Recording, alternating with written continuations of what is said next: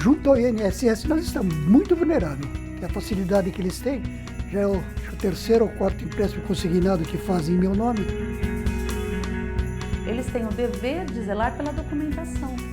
Como é que eles liberam a inclusão no sistema sem verificar a documentação?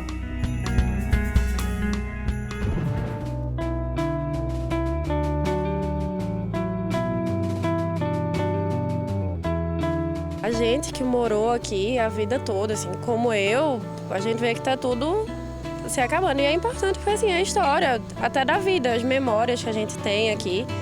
É muito estranho que um imóvel como esse seja demolido e licenciado a demolição em um período de apenas 30 dias. Realmente é um absurdo.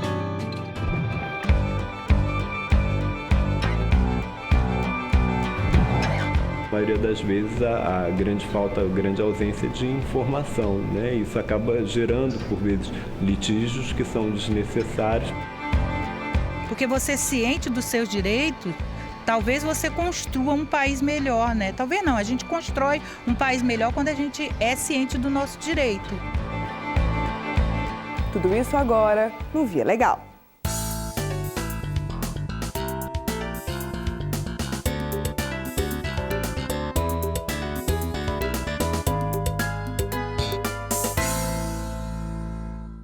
A ouvidoria do INSS recebe por mês cerca de 30 mil denúncias de irregularidades relacionadas a empréstimos consignados. Fraudes na concessão de benefícios e até desvios de aposentadorias também entram na lista de reclamações frequentes.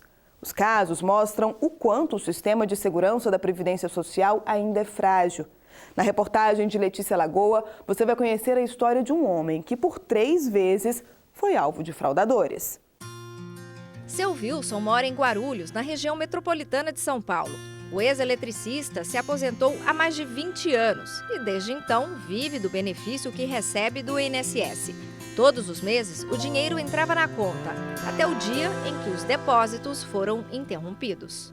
Fui no banco fazer a retirada do dinheiro, pagamento das contas, e não tinha nada. Não tinha nada. Daí procurei com o gerente, ele verificou e concluiu que não tinha dinheiro na minha conta.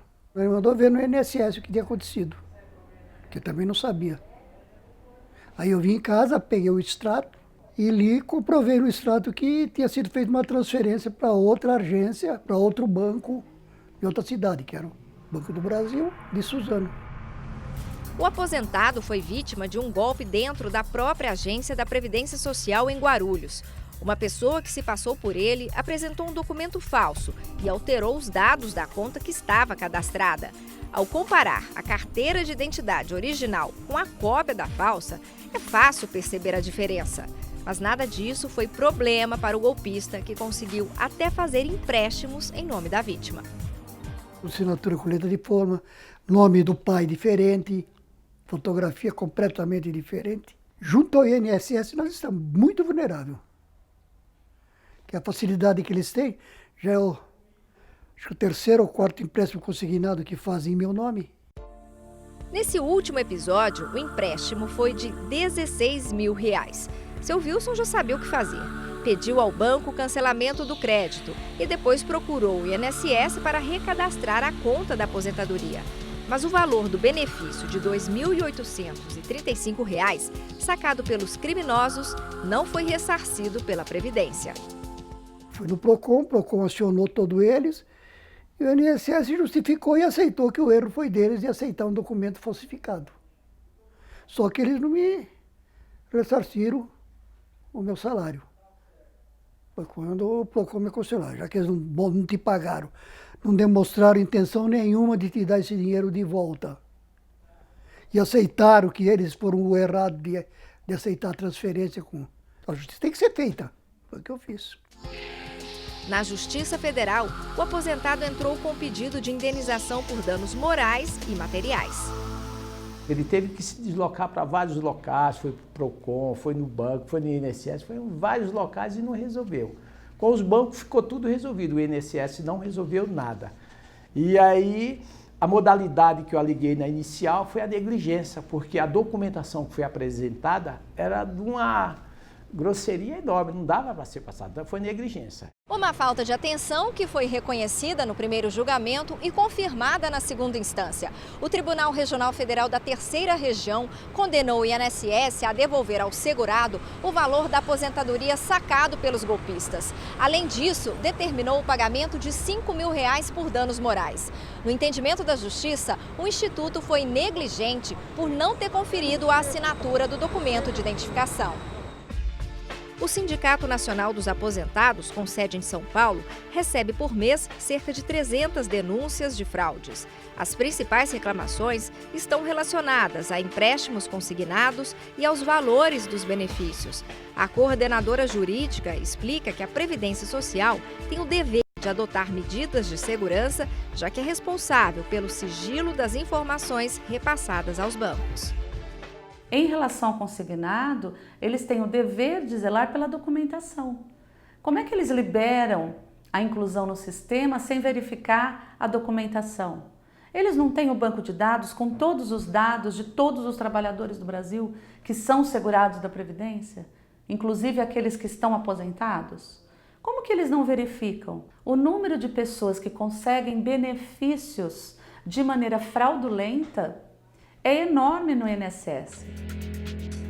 Na ouvidoria da Previdência Social, esse tipo de fraude lidera o ranking de reclamações.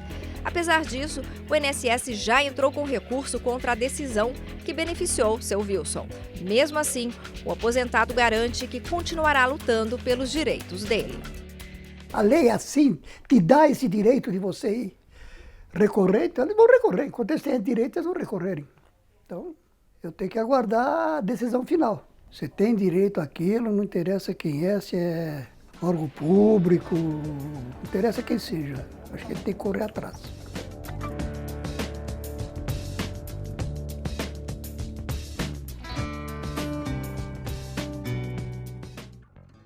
A legislação brasileira não deixa dúvidas. Quem tem algum tipo de deficiência deve receber tratamento especial, inclusive quando decide disputar uma vaga no serviço público. Essa é a alternativa para garantir igualdade de condições em relação aos outros candidatos. A prova deve ser aplicada em um local acessível. Dependendo do caso, a pessoa tem direito a fazer o exame por mais tempo. E o principal, 20% das vagas devem ser reservadas a deficientes. Regras claras, que nem sempre são cumpridas.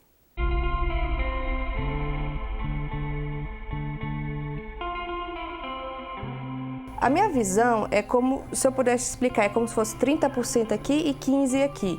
A minha dificuldade maior é principalmente para longe, né? Então, assim, eu não posso dirigir.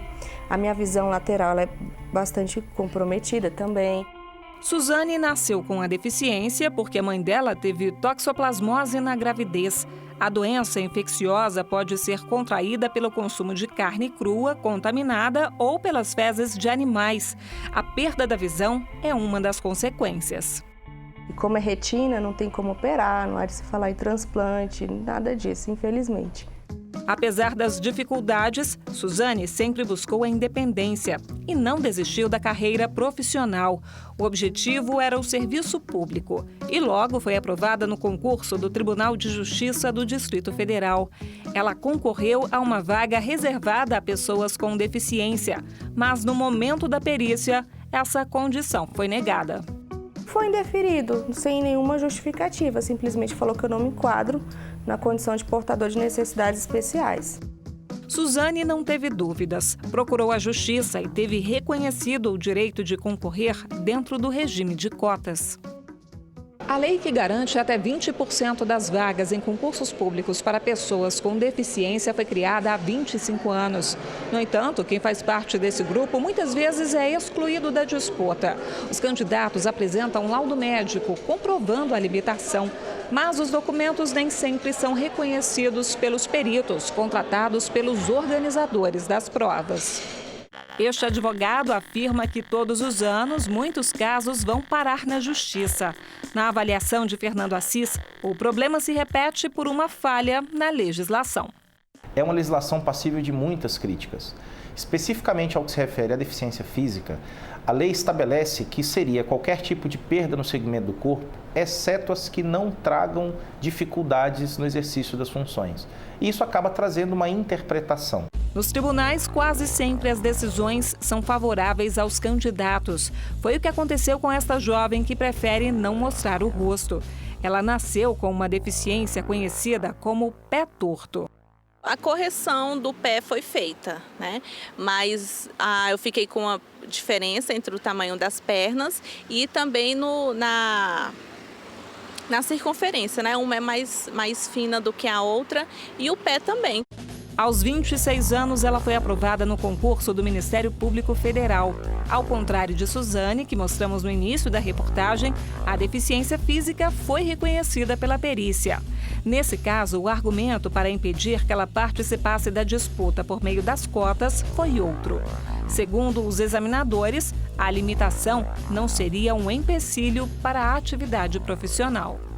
Eu não concordo porque algumas atividades pode ser que essa minha deficiência me atrapalhe. Igual se eu for fazer algum atendimento ao público, tiver que ficar muito tempo em pé, em torno de uns 10 minutos eu ficar em pé assim, muito parada, eu já sinto um pouco de dor na coluna. No Tribunal Regional Federal da Primeira Região, os desembargadores reconheceram que a limitação pode dificultar o exercício das funções previstas no edital do concurso. Portanto, ela teria, sim, o direito de concorrer dentro da regra de cotas. O Tribunal Regional Federal se baseou essencialmente nos laudos que compuseram o processo e observou que realmente haveria uma restrição ao que se refere uma vida, vamos colocar assim, de um servidor que não tenha a deficiência que ela tem. A Advocacia Geral da União não quis se pronunciar sobre o assunto.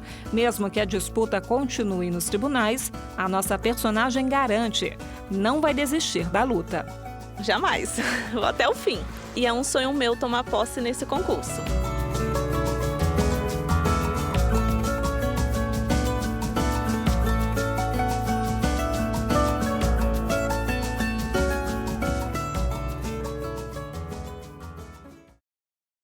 Todos os anos, cerca de 30 mil pessoas são multadas por dirigir sob efeito de álcool nas rodovias federais do país. Os motoristas são pegos em flagrante, mas nem sempre aceitam fazer o teste do bafômetro. Nesses casos, o policial deve relatar o comportamento do condutor e registrar indícios de embriaguez. Caso contrário, a penalidade pode ser questionada e, por falta de provas, corre o risco de ser suspensa nos tribunais.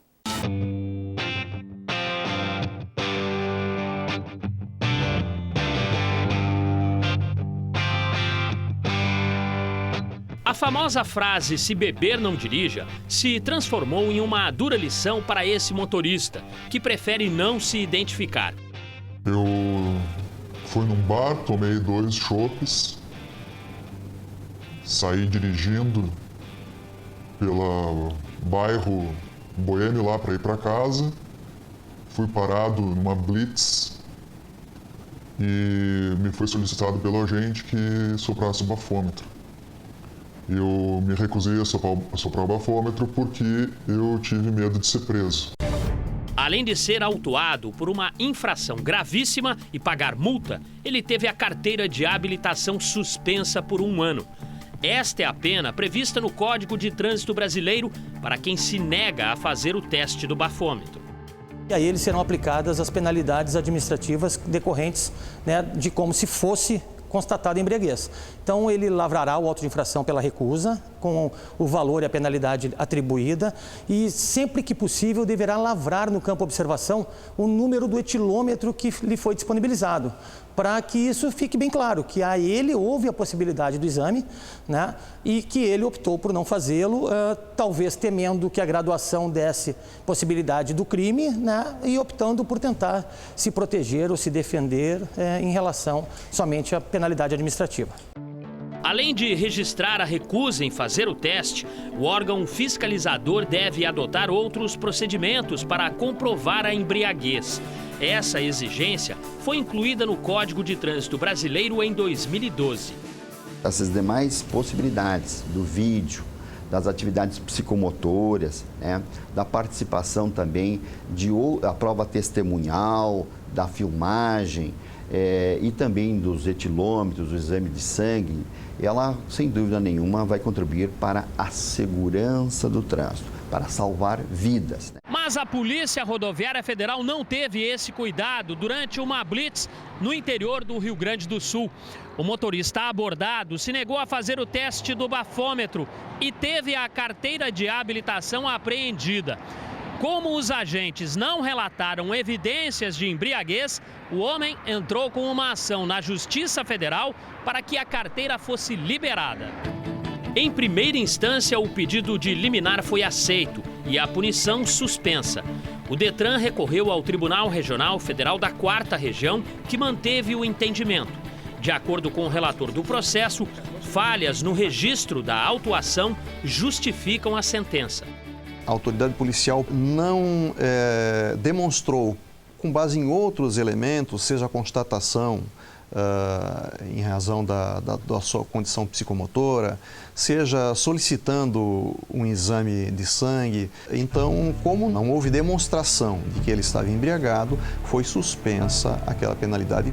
Vale lembrar que a decisão judicial que deu ao motorista o direito de voltar a dirigir não é definitiva. Provisoriamente, esta suspensão do direito de dirigir, a penalidade administrativa, ela não está produzindo efeitos. Está suspensa até a decisão final do processo. Na decisão final do processo vai se decidir se de fato será anulada ou não esta autuação. Seja qual for o desfecho do processo, não há dúvidas. Para evitar acidentes, transtornos e gasto de dinheiro público, o melhor mesmo é seguir a recomendação. Se bebeu, mesmo que seja um gole de vinho, não dirija. Uma lógica difícil de entender. A Prefeitura de Recife foi, ao mesmo tempo, favorável e contrária à preservação de uma casa histórica. Enquanto a Secretaria de Cultura fazia os estudos sobre a importância e a necessidade do tombamento, o governo liberou a demolição do imóvel. Os moradores da região não ficaram quietos e denunciaram o município à Justiça Federal. Pelas ruas do bairro Poço da Panela, na zona norte do Recife, sobrados do século XVII preservam a arquitetura influenciada por colonizadores holandeses e portugueses. São retratos de uma região que um dia abrigou imensas plantações e engenhos de cana-de-açúcar, fragmentos preciosos do passado, ameaçados por interesses do presente. A especulação imobiliária tem feito desaparecer partes da história da cidade. A gente que morou aqui a vida toda, assim, como eu, a gente vê que está tudo se acabando. E é importante porque assim, é a história, até da vida, as memórias que a gente tem aqui. Do jeito que estão as coisas, com certeza a gente não vai, só vai lembrar quando vem em foto. Esse é o caso do imóvel onde funcionava a antiga Casa de Saúde São José. Depois de uma longa discussão, a Prefeitura autorizou a demolição. Uma arquitetura eclética, com azulejos portugueses, chamado gema de ovo, ou seja, de um amarelo vibrante, com terraço, ou seja, guardando todos os elementos aqueles do eclético urbano, ou seja, a platibanda, os adornos, mas também o terraço do subúrbio. Então, ele é um casario que conjugava essas duas características do nosso processo de urbanização, parte do imaginário da cidade, das pessoas, ou seja, da identificação que as pessoas tinham. Ou seja, a cidade, ela guarda isso, ela conta isso em cada esquina, em cada imóvel que tem um retrato do passado. A Secretaria de Cultura do município chegou a iniciar o processo para que o casario fosse classificado como imóvel especial de preservação, IEP. Na prática, o casarão seria preservado como patrimônio histórico e artístico do município.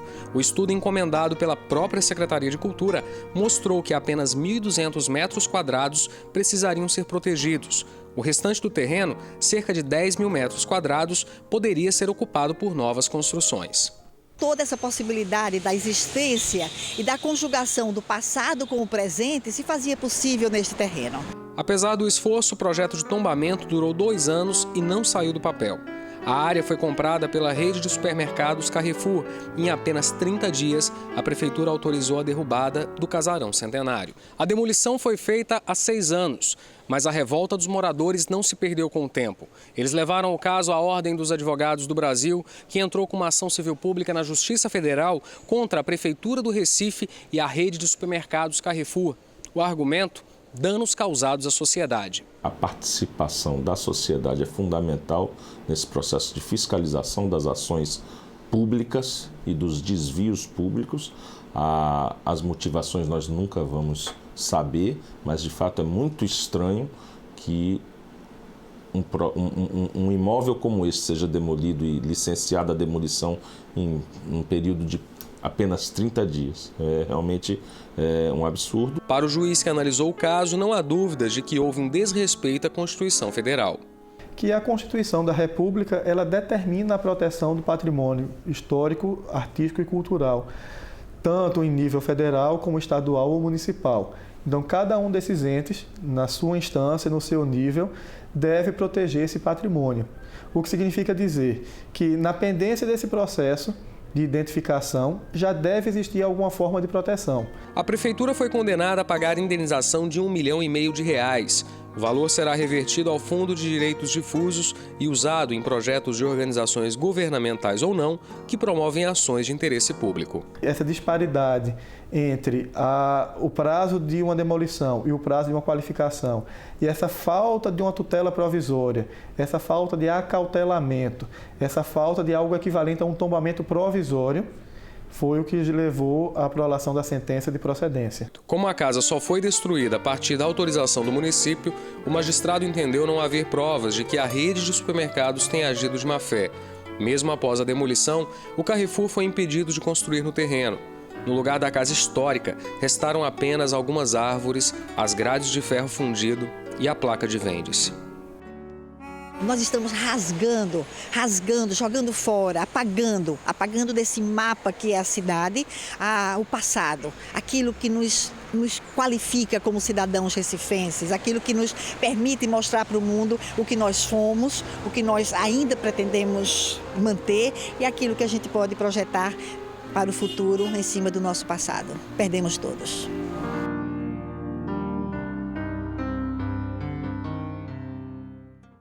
Uma iniciativa da Justiça Federal tem levado cidadania a comunidades pacificadas do Rio de Janeiro. Nós já mostramos aqui o exemplo dos moradores da Cidade de Deus. Depois de terem acesso à informação, puderam lutar por direitos básicos. O projeto chega agora ao Morro do Alemão. Líderes comunitários foram treinados por juízes e agora têm a missão de multiplicar o conhecimento.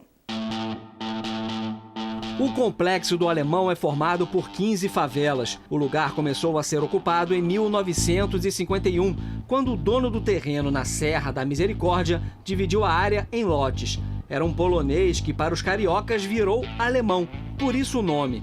Com o tempo, o crescimento desordenado e a ausência do Estado abriram espaço para o tráfico de drogas, deixando cerca de 70 mil moradores sob constante fogo cruzado.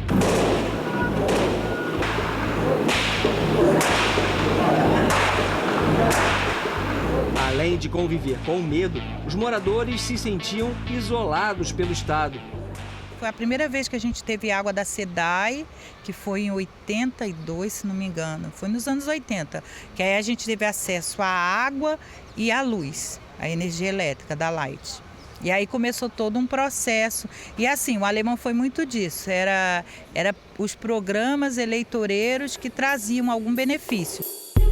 Em 2010, depois de ataques comandados por criminosos que viviam no complexo, forças de segurança retomaram o território e deram início à pacificação. O benefício que traz é uma troca de mentalidade, muito mais do que serviços do governo ou estaduais. É mais uma troca de mentalidade, uma juventude que está surgindo, está crescendo com uma outra mentalidade em relação às leis do nosso estado, do nosso país. Com a pacificação vieram os serviços básicos. Uma unidade de pronto atendimento e uma clínica da saúde foram instaladas pela prefeitura. Apesar das melhorias, muitos desafios ainda precisam ser vencidos pelo poder público, como garantir o acesso à informação sobre direitos desconhecidos. Na maioria das vezes, a grande falta, a grande ausência de informação, né? Isso acaba gerando, por vezes, litígios que são desnecessários, poderiam ser resolvidos se a gente tivesse prestado mais informações. É por isso que a Justiça Federal decidiu ver de perto os problemas do bairro. E mais, começou a treinar agentes comunitários para identificar as demandas e ajudar os moradores. E o Judiciário? O Judiciário da União, que aí somos nós, é o Judiciário Federal, né? E temos o Judiciário do Estado, que é o Tribunal de Justiça. Todos esses problemas, né, da comunidade, eles não ficam só nem na Constituição, nem nos livros, né, nem na lei, né? São problemas que eles vivem a todo momento. Entre os 30 agentes que assistiram à primeira aula, Wagner era um dos mais interessados. Ele atua no Alemão desde 2003, muito antes da pacificação. No dia a dia, quando você está visitando essas pessoas, os nossos moradores cadastrados, você sabe realmente o que está acontecendo. Eles te passam algumas informações, te passam algumas dúvidas. Poxa, eu estou com uma questão assim, como é que eu posso resolver? Sabe onde eu posso procurar? Então essas questões vêm do dia a dia. Então você tendo uma capacitação anterior, uma informação dessas questões, você pode passar e direcionar essas pessoas. A capacitação dos agentes comunitários vai ser um trabalho constante, sem prazo para acabar. Pelo menos uma vez por mês, outras instituições federais, como o INSS e a Caixa Econômica, irão se reunir com os multiplicadores com o objetivo de orientar como agir em cada caso que aparecer. Elaine avisou que não vai faltar a nenhum encontro. Ela conta, animada, que com as lições da primeira aula já vai conseguir ajudar uma vizinha.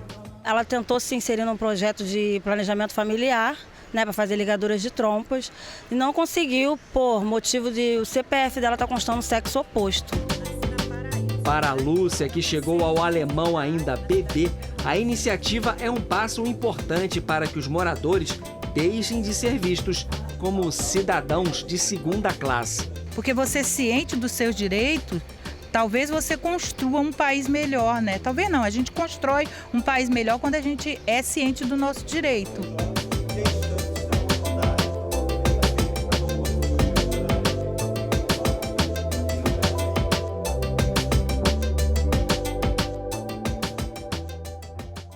O Via Legal fica por aqui. Eu volto na semana que vem com outras histórias decididas pela Justiça Federal. Até lá!